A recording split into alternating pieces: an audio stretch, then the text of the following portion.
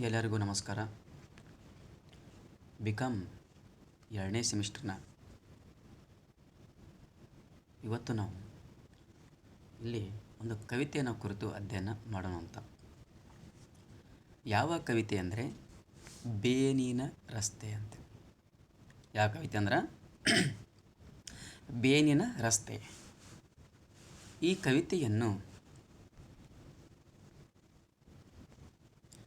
ಕವಿತೆಯನ್ನು ಅನುವಾದ ಮಾಡಿದವರು ಎಚ್.ಎಸ್. ರಾಘವೇಂದ್ರ ರಾವ್. ಇದರ ಮೂಲ ಚಿನುವ ಅಚಿಬೆ ಅಂತ. ಕವಿತೆ ಹೆಸರು ಬೇನಿನ ರಸ್ತೆ. ಮೂಲ ಕವಿತೆಯ ರಚನೆಕಾರರು ಚಿನುವ ಅಚಿಬೆ ಅವರ ಹೆಸರು. ಕನ್ನಡಕ್ಕೆ ಅನುವಾದ ಮಾಡಿದವರು ಎಚ್.ಎಸ್. ರಾಘವೇಂದ್ರ ರಾವ್.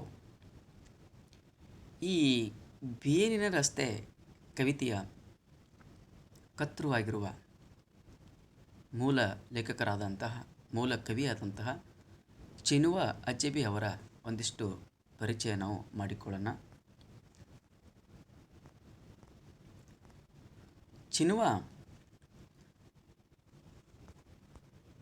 ಚಿನುವ ಅಚಿಬೆ ಅವರು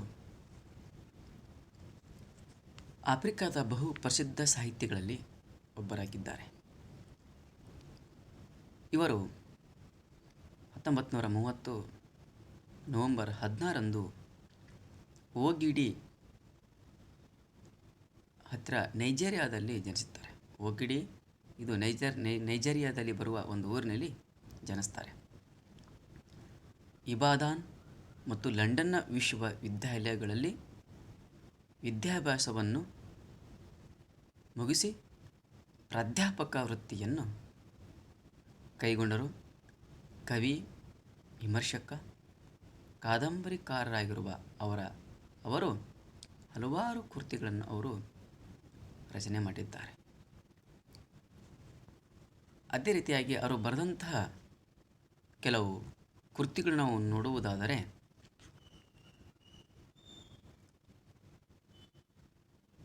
ಅವರು things fall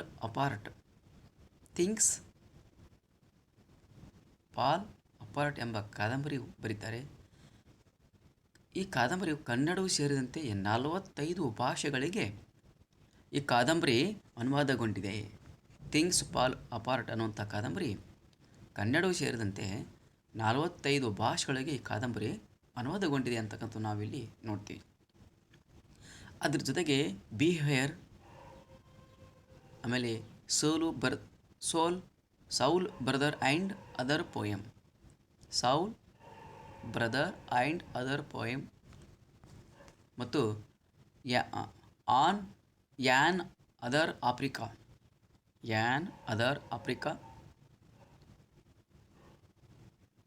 ರಿಫೆಗಲ್ mother and child collected poem ಇವು ಅವರ ಪ್ರಮುಖವಾಗಿರತಕ್ಕಂತಹ ಕವನ ಸಂಕಲನಗಳು. ಇನ್ನು ನೋ ಲಾಂಗರ್ ಯಾಟ್ ಈಸಿ,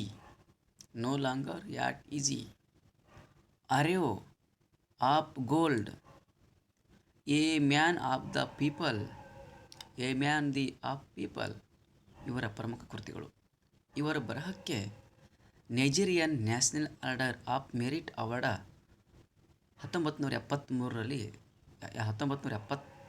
ದೊರೆತಿದೆ.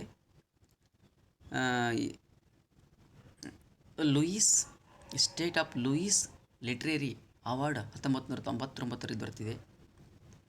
The Dorothy and Lillian Gish prize 2010ರಲ್ಲಿ ಇವರಿಗೆ ದೊರೆತಿದೆ. ಹೀಗೆ ಬಹುಮುಖವಾದಂತಹ ಪ್ರತಿಭೆಯನ್ನು ಹೊಂದಿದಂಥ ಚಿನುವ ಅಚಿಬೆ ಅವರು ಇಲ್ಲಿ ಬೇನಿನ ರಸ್ತೆ ಅಂತಕ್ಕಂಥ ಅದ್ಭುತವಾಗಿರತಕ್ಕಂಥ ಕವಿತೆಯನ್ನು ಅವರು ಇಂಗ್ಲೀಷ್ನಲ್ಲಿ ಬರೀತಾರೆ. ಹೀಗೆ ಇಲ್ಲಿ ಅವರ ಆ ಕವಿಯ ಪರಿಚಯ ಮೇಲೆ ಬರ್ತಕ್ಕಂಥ ಪ್ರಶ್ನೆಗಳು ನಾವು ನೋಡುವುದಾದರೆ, ಕವಿಯ ಮೇಲೆ ಬರ್ತಕ್ಕಂಥ ಪ್ರಶ್ನೆಗಳು ಕೂಡ ನಾವು ಇಲ್ಲಿ ನೋಡುವುದಾದರೆ ಚಿನುವ ಅಚಿಬೆ ಯಾವ ರಾಷ್ಟ್ರದವರು ಅಂತಂದ್ರೆ ಅಥವಾ ಯಾವ ಊರಿನವರು ಅಂತಂದ್ರೆ ಓಗಿಡಿ ಹತ್ತಿರ ಓಗಿಡಿ ಊರು ನೈಜೀರಿಯಾದಲ್ಲಿ ಅವರು ಜನಿಸ್ತಾರೆ. ಅವರು ಇಬಾದ್ ಮತ್ತು ಲಂಡನ್ ವಿಶ್ವವಿದ್ಯಾಲಯಗಳಲ್ಲಿ ವಿದ್ಯಾಭ್ಯಾಸ ಮುಗಿಸಿ ಪ್ರಾಧ್ಯಾಪಕ ವೃತ್ತಿಯಾಗಿರ್ತಾರೆ. ವಿಮರ್ಶಕ ಹಾಗೂ ಚಿಂತಕ, ಕವಿ ಕೂಡ ಅವರಾಗಿದ್ದಾರೆ. ಥಿಂಗ್ಸ್ ಫಾಲ್ ಅಪಾರ್ಟ್ ಅಂತಕ್ಕಂಥ ಒಂದು ಕಾದಂಬರಿ ಕೂಡ ರಚನೆಕಾರರು.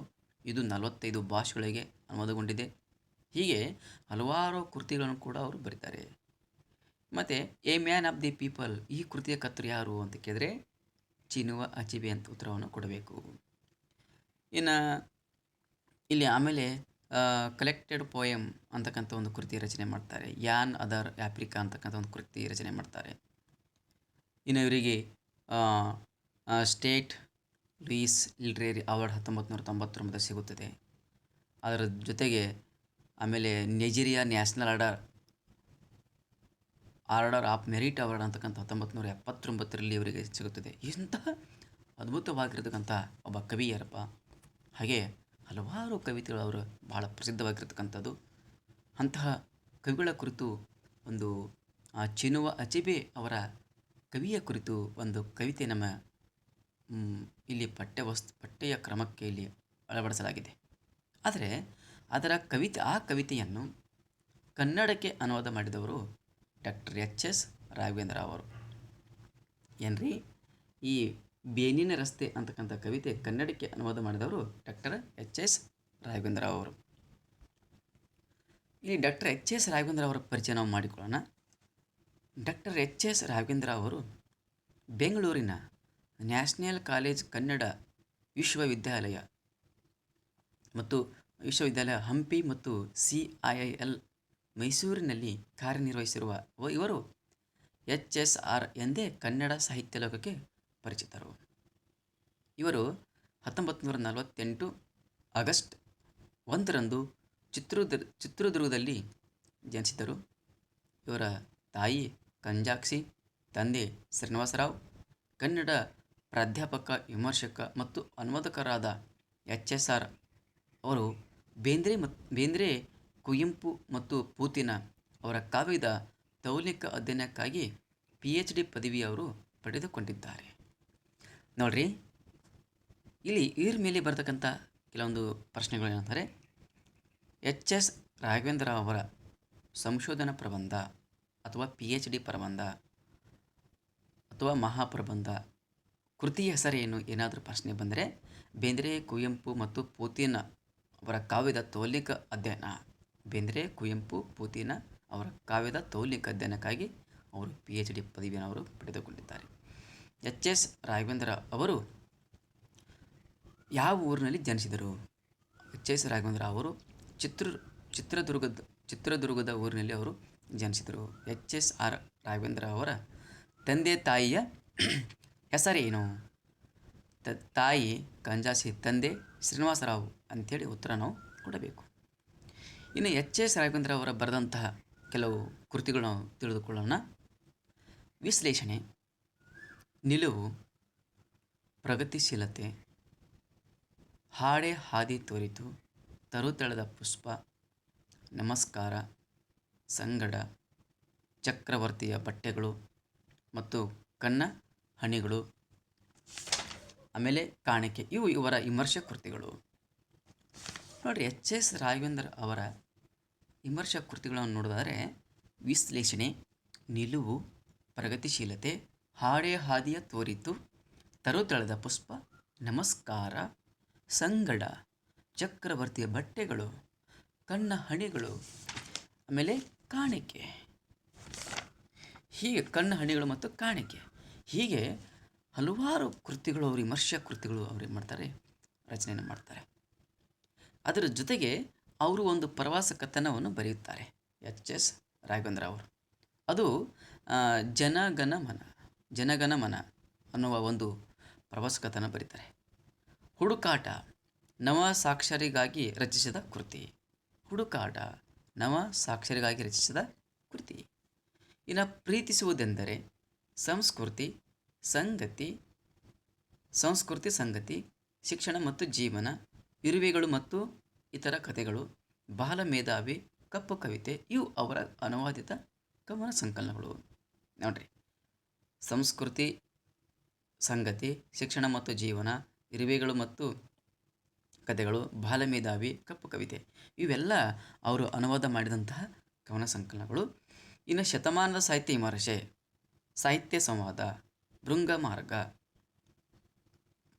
ಅವಗಾಹ, ಪ್ರಾಚೀನ ಕಾವ್ಯ ಮಾರ್ಗ ಮತ್ತು ಇಂದಿನ ಕವಿತೆ ಸಂಪಾದಿತ ಕೃತಿಗಳು ಇವೆಲ್ಲ ಸಂಪಾದನೆ ಮಾಡಿದಂಥ ಕೃತಿಗಳು ಯಾವ್ಯಾವು ಅಂದರೆ ಶತಮಾನದ ಸಾಹಿತ್ಯ ವಿಮರ್ಶೆ, ಸಾಹಿತ್ಯ ಸಂವಾದ, ಭೃಂಗ ಮಾರ್ಗ, ಅವಗಾಹ, ಪ್ರಾಚೀನ ಕಾವ್ಯ ಮಾರ್ಗ ಮತ್ತು ಇಂದಿನ ಕವಿತೆ ಇವೆಲ್ಲ ಸಂಪಾದನೆ ಮಾಡಿದಂಥ ಕೃತಿಗಳು.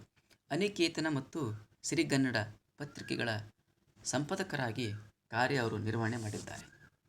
ನೋಡ್ರಿ, ಹೀಗೆ ಹಲವಾರು ವಿಮರ್ಶೆ ಕೃತಿಗಳು, ಒಂದು ಪ್ರವಾಸ ಕಥನ ಹಾಗೂ ಸಂಪಾದನೆ ಕೃತಿಗಳು, ಅನುವಾದಿತ ಕೃತಿಗಳು, ಹೀಗೆ ಹಲವಾರು ಸಾಹಿತ್ಯ ಪ್ರಕಾರಗಳಲ್ಲಿ ಎಚ್ ಎಸ್ ರಾಘವೇಂದ್ರ ಅವರು ತಮ್ಮದೇ ಆಗಿರತಕ್ಕಂತಹ ವಿಶಿಷ್ಟ ಬರವಣಿಗೆಯಿಂದ, ವಿಶಿಷ್ಟ ವಿಚಾರಗಳ ವಿಶ್ಲೇಷಣೆಯಿಂದ ಅವರು ಕನ್ನಡ ಸಾಹಿತ್ಯದಲ್ಲಿ ಅವರು ತಮ್ಮನ್ನಂತ ಅವರು ಗುರುತಿಸಿಕೊಂಡಿದ್ದಾರೆ ಅಂತಕ್ಕಂಥ ನೋಡ್ತೀವಿ. ಹೀಗೆ ವಿಮರ್ಶೆಯಲ್ಲಿ ಸಾಕಷ್ಟು ಅವರು ಹೆಸರನ್ನು ಮಾಡಿದಂಥವರು. ಅಂತಹ ಎಚ್ ಎಸ್ ರಾಘವೇಂದ್ರ ಅವರಿಗೆ ಹಲವಾರು ಪ್ರಶಸ್ತಿಗಳು ದೊರೆತಿವೆ. ಅದರಲ್ಲಿ ಕೆಲವು ಪ್ರಶಸ್ತಿಗಳು ನಾವಿಲ್ಲಿ ನೋಡೋಣ. ಇವರಿಗೆ ಕರ್ನಾಟಕ ರಾಜ್ಯೋತ್ಸವ ಪ್ರಶಸ್ತಿ, ದ ರಾ ಬೇಂದ್ರೆ ರಾಷ್ಟ್ರೀಯ ಪ್ರಶಸ್ತಿ, ಕರ್ನಾಟಕ ಸಾಹಿತ್ಯ ಅಕಾಡೆಮಿಯ ಗೌರವ ಪ್ರಶಸ್ತಿ, GSS ಪ್ರಶಸ್ತಿ, VM ಇನಾಮದಾರ್ ಪ್ರಶಸ್ತಿ, ವರ್ಧಮಾನ್ ಪ್ರಶಸ್ತಿ, ಡಾಕ್ಟರ್ L ಬಸವರಾಜ ಪ್ರಶಸ್ತಿ, ಮಾಸ್ತಿ ಪ್ರಶಸ್ತಿ, ಪ್ರೊಫೆಸರ್ LS ಶಶಿಧರ ಪ್ರಶಸ್ತಿ ಮತ್ತು ಸಾಹಿತ್ಯ ಅಕಾಡೆಮಿ ಪುಸ್ತಕ ಬಹುಮಾನಗಳು ಸಂದಿವೆ. ನೋಡಿ, ಹಲವಾರುಗಳು ಪ್ರಶಸ್ತಿಗಳು ಅವರಿಗೆ ಕೂಡ ಅವರಿಗೆ ಲಭಿಸಿವೆ. ರಾಜ್ಯೋತ್ಸವ ಪ್ರಶಸ್ತಿ ಆಗಿರ್ಬೋದು, ದ ರಾ ಬೇಂದ್ರೆ ಪ್ರಶಸ್ತಿ, ಕೇಂದ್ರ ಸಾಹಿತ್ಯ ಅಕಾಡೆಮಿ ಗೌರವ ಪ್ರಶಸ್ತಿ, ಇನಾಮದಾರ್ ಪ್ರಶಸ್ತಿ, ವರ್ಧಮಾನ ಪ್ರಶಸ್ತಿ, LS ಶಶಿಧರ ಪ್ರಶಸ್ತಿ, ಡಾಕ್ಟರ್ L ಬಸವರಾಜ ಪ್ರಶಸ್ತಿ, ಮಾಸ್ತಿ ಪ್ರಶಸ್ತಿ, ಕರ್ನಾಟಕ ಅಕಾಡೆಮಿಯ ಸಾಹಿತ್ಯ ಅಕಾಡೆಮಿಯ ಪುಸ್ತಕ ಪ್ರಶಸ್ತಿ, ಹೀಗೆ ಹಲವಾರು ಪ್ರತಿಭೆಗೆ ಅವರ ಕೃತಿಗಳ ಒಂದು ಸತ್ವಶೀಲಕ್ಕೆ ಹಲವಾರು ಪ್ರಶಸ್ತಿಗಳು ಅವರಿಗೆ ದೊರೆತಿವೆ, ಶ್ರೀಯುತರಿಗೆ. ಇಷ್ಟು ಅವರ ಕೃತಿಗಳ ಪರಿಚಯ, ಅವರ ಜೀವನ ಪರಿಚಯ, ಅದರ ಜೊತೆಗೆ ಅವರ ಪ್ರಶಸ್ತಿಗಳ ಒಂದಿಷ್ಟು ಸಂಕ್ಷಿಪ್ತವಾಗಿರತಕ್ಕಂಥ ಪರಿಚಯ ನಾನು ನಿಮಗೆ ಮಾಡಿಕೊಟ್ಟೆ. ಇಲ್ಲಿ ಎಚ್ ಎಸ್ ರಾಘವೇಂದ್ರ ಅವರ ಮೇಲೆ ಬರತಕ್ಕಂತಹ ಪ್ರಶ್ನೆಗಳು ಯಾವ ರೀತಿಯಾಗಿರಬಹುದು? ಶತಮಾನದ ಸಾಹಿತ್ಯ ವಿಮರ್ಶೆ, ಇದು ಯಾರ ವಿಮರ್ಶೆ ಸಂಪಾದನೆ, ಇದು ಶತಮಾನದ ಸಾಹಿತ್ಯ ವಿಮರ್ಶೆ, ಸಾಹಿತ್ಯ ಸಂವಾದ, ಭೃಂಗ ಮಾರ್ಗ, ಅವಗಾಹ, ಪ್ರಾಚೀನ ಕಾವ್ಯ ಮಾರ್ಗ ಇವು ಯಾರ ಸಂಪಾದಿತ ಕೃತಿಗಳು ಅಂತ ಕೇಳಿದರೆ ಎಚ್ ಎಸ್ ರಾಘವೇಂದ್ರ ಅವರ ಸಂಪಾದನೆ ಮಾಡಿದಂಥ ಕೃತಿಗಳು. ಇನ್ನು ಎಚ್ ಎಸ್ ರಾಘವೇಂದ್ರ ಅವರ ಪ್ರವಾಸ ಕಥನದ ಹೆಸರೇನು ಅಂತ ಕೇಳಿದರೆ ಜನಗಣ ಮನ ಅಂತ ಉತ್ತರ ನಾವು ಕೊಡಬೇಕು. ಪ್ರೀತಿಸುವುದೆಂದರೆ, ಸಂಸ್ಕೃತಿ, ಸಂಗತಿ, ಶಿಕ್ಷಣ ಮತ್ತು ಜೀವ, ಇರುವೆಗಳು ಮತ್ತು ಇತರ ಕಥೆಗಳು ಇವು ಯಾರು ಅನುವಾದಿತ ಕೃತಿಗಳು ಅಂತ ಕೇಳಿದರೆ ಎಚ್ ಎಸ್ ರಾಘವೇಂದ್ರ ಅವರ ಅನುವಾದಿತ ಕೃತಿಗಳು ಅಂತ ಉತ್ತರ ನಾವು ಕೊಡಬೇಕು. ಇನ್ನು ಅವರ ಮೇಲೆ ವಿಶ್ಲೇಷಣೆ, ನಿಲುವು, ಪ್ರಗತಿಶೀಲತೆ, ಹಾದಿ ತೋರಿತು, ತೆರೆದ ಪುಷ್ಪ, ನಮಸ್ಕಾರ, ಸಂಗಡ, ಚಕ್ರವರ್ತಿಯ ಬಟ್ಟೆಗಳು ಇವು ಯಾರ ವಿಮರ್ಶೆ ಸಂಕಲನ ಎಂದು ಪ್ರಶ್ನೆ ಬಂದರೆ ನಾವು ಎಚ್ ಎಸ್ ರಾಘವೇಂದ್ರ ಅವರ ವಿಮರ್ಶೆ ಸಂಕಲನಗಳು ಅಂತ ಉತ್ತರ ನಾವು ಕೊಡಬೇಕು. ಇಷ್ಟು ಎಚ್ ಎಸ್ ಅವರ ಮೇಲೆ ಬರತಕ್ಕಂತಹ ಪ್ರಶ್ನೆಗಳು ಹಾಗೂ ಅವರ ಜೀವನ ಕುರಿತು ನಾವು ಸಂಕ್ಷಿಪ್ತವಾಗಿರ್ತಕ್ಕಂಥ ಪರಿಚಯ ನಾವು ಮಾಡಿಕೊಂಡಿದ್ದೇವೆ. ಇನ್ನು ಬೇನಿನ ರಸ್ತೆ ಕವಿತೆ ಇದು ಯಾವ ಕವನ ಸಂಕಲನದಿಂದ ಆಯ್ದುಕೊಂಡಿದೆ ಅಂತ ಹೇಳಿದರೆ, ಬೇನಿನ ರಸ್ತೆ ಕವನವನ್ನು ಇವರು ಅನುವಾದಿಸಿರುವ ಕಪ್ಪು ಕವಿತೆ ಆಫ್ರಿಕನ್ ಕವಿತೆಗಳು ಕೃತಿಯಿಂದ ಆರಿಸಿಕೊಳ್ಳಲಾಗಿದೆ. ನೋಡ್ರಿ, ಬೇನಿ ರಸ್ತೆ ಕವನವನ್ನು ಇವರು ಸಂಪಾದಿಸಿರುವ, ಇವರಂದರೆ ಎಚ್ ಎಸ್ ರಾಘವೇಂದ್ರ ಅವರು ಸಂಪಾದನೆ ಮಾಡಿರುವ ಕಪ್ಪು ಕವಿತೆ ಆಫ್ರಿಕನ್ ಕವಿತೆಗಳು ಎಂಬ ಕೃತಿಯಿಂದ ಈ ಬೇನಿ ರಸ್ತೆ ಅಂತಕ್ಕಂಥ ಕವನ ಆಯ್ದುಕೊಳ್ಳಲಾಗಿದೆ. ನಾಳೆ ಪ್ರಶ್ನೆ ಬರುತ್ತಾ, ಬೇನಿ ರಸ್ತೆ ಯಾವ ಕೃತಿಯಿಂದ ಆಯ್ದುಕೊಳ್ಳಲಾಗಿದೆ ಕೇಳಿದರೆ ಕಪ್ಪು ಕವಿತೆ ಆಫ್ರಿಕನ್ ಕವಿತೆಗಳು ಕೃತಿಯಿಂದ ಆಯ್ದುಕೊಳ್ಳಲಾಗಿದೆ ಅಂತಕ್ಕಂಥ ನಾವು ಉತ್ತರವನ್ನು ಕೊಡಬೇಕು ನಾವು. ಹೀಗೆ ಇಲ್ಲಿ ಎಚ್ ಎಸ್ ರಾಘವೇಂದ್ರ ಅವರು ಅದ್ಭುತವಾಗಿರತಕ್ಕಂತಹ ಒಂದು ಈ ಬೇಲಿ ರಸ್ತೆ ಕನ್ನಡಕ್ಕೆ ಅವರು ತಮ್ಮ ಪ್ರತಿಭೆಯಿಂದ ಕನ್ನಡಕ್ಕೆ ಅನುವಾದ ಮಾಡ್ತಾರೆ. ಅಂತಹ ಬೇಲಿ ರಸ್ತೆ ಇದೊಂದು ವೇಗ ಮತ್ತು ಹಿಂಸೆ, ಚಿಟ್ಟೆಯ ಸೃಜನಶೀಲತೆ, ಆಧುನಿಕತೆಯ ವೇಗ ಮತ್ತು ಅದು ತಂದಿಡ್ತಕ್ಕಂತಹ ದುರಂತದ ಕುರಿತು ಭಾಳ ಅದ್ಭುತವಾಗಿ ಅವರು ಈ ಕವಿತೆಯಲ್ಲಿ ಏನು ಮಾಡ್ತೀವಿ, ಆ, ಅನುವಾದ ಮಾಡಿರ್ತಕ್ಕಂಥ ಗುರುತಿಸ್ತೀವಿ. ಅದರ ಜೊತೆಗೆ ಕವಿತೆಯಲ್ಲಿ ಆಶಯ ಕೂಡ ನಾವು ಇಲ್ಲಿ ನೋಡ್ತೀವಿ. ಹೀಗೆ ಇಲ್ಲಿ ಕವಿ ರಸ್ತೆ ಎಂಬುದನ್ನು ವೇಗಕ್ಕೆ, ಶಕ್ತಿಗೆ ಸಾಂಕೇತಿಕವಾಗಿ ಬಳಸಿಕೊಂಡು ಅದರ ಎದುರಿಗೆ ಸೃಜನತೆಯ ಸಂಕೇತವಾಗಿ ಚಿಟ್ಟೆಯನ್ನು ತರುತ್ತಾರೆ. ತನ್ನದೇ ಲಯದಲ್ಲಿ ಉಲ್ಲಾಸದಲ್ಲಿ ಕ್ಷೇಮ ಬಗೆದ ಚಲಿಸುವ ಚಿಟ್ಟೆ ಕಾರಿನ ವೇಗದ ಶಕ್ತಿಯ ಕೆಳಗೆ ಹರಿದು ಚೂರು ಆಗುವ ದುರಂತವೊಂದನ್ನು ಹೇಳುವ ಕವಿತೆ. ಆಧುನಿಕ ಬದುಕು ತರುವ ದುರಂತವನ್ನು ಕುರಿತು ಕವಿತೆ ತುಂಬ ಧ್ವನಿಪೂರ್ಣವಾಗಿ ಕುರಿತು ವಿವರಿಸುತ್ತದೆ.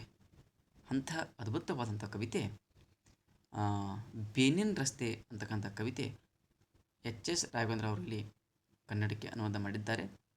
ಮೂಲ ಚೀನುವ ಅಚಿಬೆ ಅಂತಕ್ಕಂಥ ನಮಗೆ ಸ್ಪಷ್ಟವಾಗಿ ನಮಗೆ ಅದು ನೆನಪು ಇರಬೇಕು. ಹೀಗೆ ಬೇನಿನ್ ರಸ್ತೆ ಯಾವ ರೀತಿಯಾಗಿ ಅದು ದುರಂತಮಯ ಕೊನೆಗೊಳ್ಳುತ್ತದೆ, ಚಿಟ್ಟೆ ಯಾವ ರೀತಿಯಲ್ಲಿ ಕೊನೆಗೆ ತಾವೇ ಅದು ಸಾಯುತ್ತದೆ, ಹಾಗೂ ಕವಿಯ ಸೃಜನಶೀಲತೆ ಹೇಗೆ ಈ ಕವಿತೆಯಲ್ಲಿ ಒಳಮೂಡಿದೆ ಅಂತಕ್ಕಂಥ ಕುರಿತು ನಾವು ಅಧ್ಯಯನ ಮಾಡಬೇಕಾಗುತ್ತದೆ. ಅದು ನಾವು ಇವತ್ತು ಬೇನಿನ್ ರಸ್ತೆ ಕವಿತೆ ಬಹಳ ಒಂದು ಇಂದು ಪ್ರಸ್ತುತ ಸಂದರ್ಭದಲ್ಲಿ ಆ ಕವಿತೆ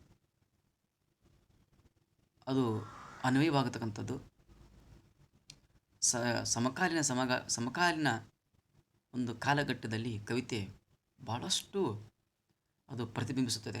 ಯಾಕಂದರೆ ವೇಗದಿಂದ ಆಗ್ತಕ್ಕಂತಹ ದುರಂತಗಳು, ಸಾವು, ನೋವು, ದುಃಖ, ದುಮ್ಮಾನಗಳು, ಅದು ವೇಗದಿಂದ ಆಗತಕ್ಕಂಥ ಹಲವಾರು ಜೀವ ಹಾನಿಗಳು.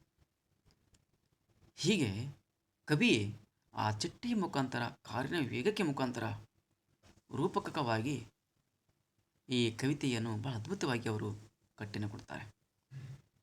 ಇಂದಿನ ಕಾಲದಲ್ಲಿ ಅವಸರದ ವೇಗಕ್ಕೆ ಹೊಂದಿಕೊಂಡು ಅವಸರವೇ ಅಪಘಾತಕ್ಕೆ ಕಾರಣ ಅನ್ನುವ ಹಾಗೆ ನಮ್ಮ ಜೀವನವೇ ಒಂದು ಅವಸರವಾಗಿ ಬಿಟ್ಟಿದೆ. ಹೀಗಾಗಿ ಜೀವನ ಅವಸರದಿಂದ ಕೂಡಿರುವುದರಿಂದ ಕಾಲವು ಕಾಲವು ಕೂಡ ಅವಸರದ ಗತಿಯಲ್ಲಿ ಮುನ್ನುಗ್ಗುತ್ತಿದೆ. ಆ ಕಾಲಕ್ಕೆ ತಕ್ಕ ಹಾಗೆ ನಾವು ಬೆನ್ನು ಹತ್ತಿರುವಾಗ ನಮ್ಮ ವೇಗಕ್ಕೆ ಯಾವಾಗ ಕಡಿವಾಣ ಬೀಳುತ್ತಿದೋ, ನಮ್ಮ ವೇಗದಲ್ಲಿ ಯಾವಾಗ ದುರಂತ ತಂದು ಇಡುತ್ತಿದೆ ಅಂತಕ್ಕಂಥದ್ದು ನಮಗೆ ಗೊತ್ತಾಗೋದಿಲ್ಲ. ಹೀಗೆ ಆ ಕಾರಿನ ಮಧ್ಯದಲ್ಲಿ ಸಿಕ್ಕಿಕೊಂಡಿರ್ತಕ್ಕಂಥ ಚಿಟ್ಟೆ ಹಾಗೆ ನಾವು ಕಾರಿನ ಅಥವಾ ಯಾವುದೊಂದು ವೇಗದ ಒಂದು ದುರಂತದಲ್ಲಿ ಸಿಕ್ಕಿಕೊಂಡು ನಮ್ಮ ಪ್ರಾಣವನ್ನು ಕಳೆದುಕೊಳ್ತಕ್ಕಂಥ ಸ್ಥಿತಿ ಇಂದಿನ ಕಾಲಮಾನದಲ್ಲಿ ಅದು ತಂದೊಡ್ಡಿದೆ ಅಂತಕ್ಕಂಥ ನಾವು ಇಲ್ಲಿ ಗಮನಿಸಬೇಕು. ಹೀಗಾಗಿ ಅದರಿಂದ ಆಗ್ತಕ್ಕಂಥ ಪರಿಣಾಮಗಳು, ಅದರಿಂದ ಆಗ್ತಕ್ಕಂಥ ಹಲವಾರು ದುರಂತಗಳು, ಕಾರಿನ ಮತ್ತು ಚಿಟ್ಟೆಯ ಮಧ್ಯ ನಡೀತಕ್ಕಂಥ ಒಂದು ಹಲವಾರು ಒಂದಿಲ್ಲಿ ಸನ್ನಿವೇಶಗಳು ಕವಿ ಅದ್ಭುತವಾಗಿರತಕ್ಕಂತಹ ಅದರ ಚಿತ್ರಣವನ್ನು ಇಲ್ಲಿ ಕವಿ ಕಟ್ಟಿಕೊಡ್ತಾರೆ. ಅದು ಯಾವ ರೀತಿ ಕಟ್ಟಿಕೊಡ್ತಾರೆ ಅಂತಕ್ಕಂಥ ಕುರಿತು ನಾವಿವತ್ತು ಅಧ್ಯಯನ ಮಾಡೋಂಥ ಮುಂದಿನ ಅವಧಿಯಲ್ಲಿ. ಇಷ್ಟು ಇವತ್ತು ಕವಿತೆಯ ಒಂದಿಷ್ಟು ಸ್ವಲ್ಪ ಆಶಯ.